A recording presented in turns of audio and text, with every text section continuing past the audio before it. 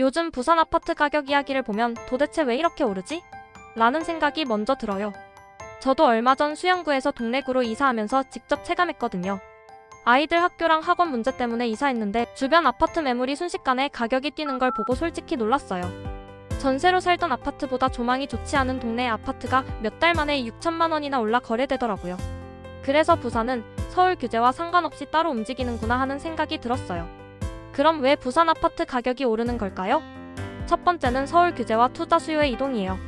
정부가 수도권, 특히 서울 아파트 구매를 강력히 막으면서 투자 수요가 지방으로 흘러가고 있어요. 부산과 대구가 대표적이에요. 특히 해운대, 수영구, 동래구 같은 지역은 이미 안정적인 투자처로 자리 잡아서 가격이 쉽게 떨어지지 않아요.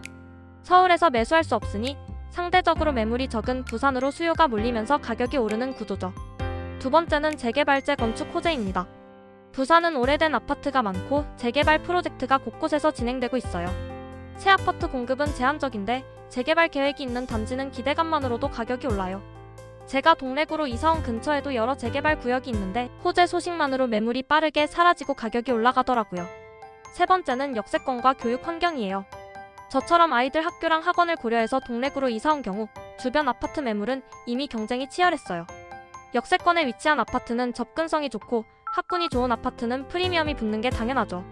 실제로 제가 살던 아파트도 임대차 보호법 덕분에 전세로 거주하면서 매매가는 수개월 사이 5천만 원 이상 올랐어요. 그리고 중요한 건 심리적 요인이에요. 부동산 시장은 결국 사람들의 기대감으로 움직이는 경우가 많거든요.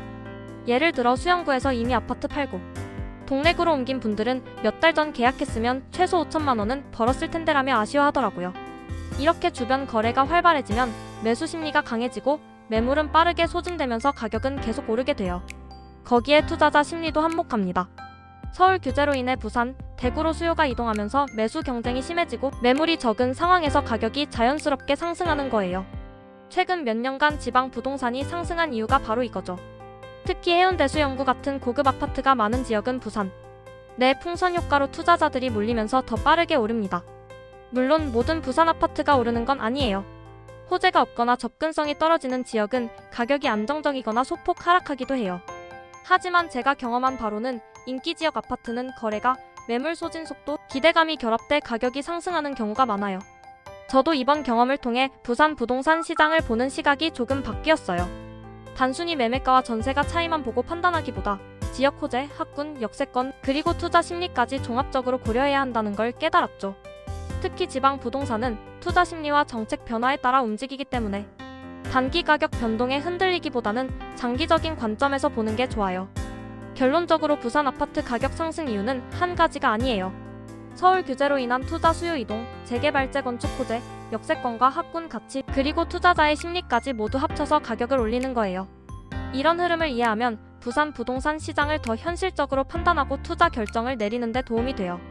저처럼 직접 경험한 사례를 보면 단순히 오르니까 사자가 아니라 왜 오르는지, 호재와 입지 조건이 무엇인지를 분석하는 습관이 중요해요.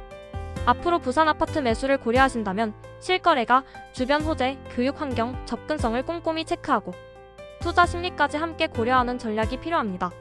부산 부동산은 단순히 지방이라서 소외될 시장이 아니라 오히려 투자 기회와 리스크가 명확히 드러나는 시장이라는 걸 이번 경험으로 확실히 느꼈어요.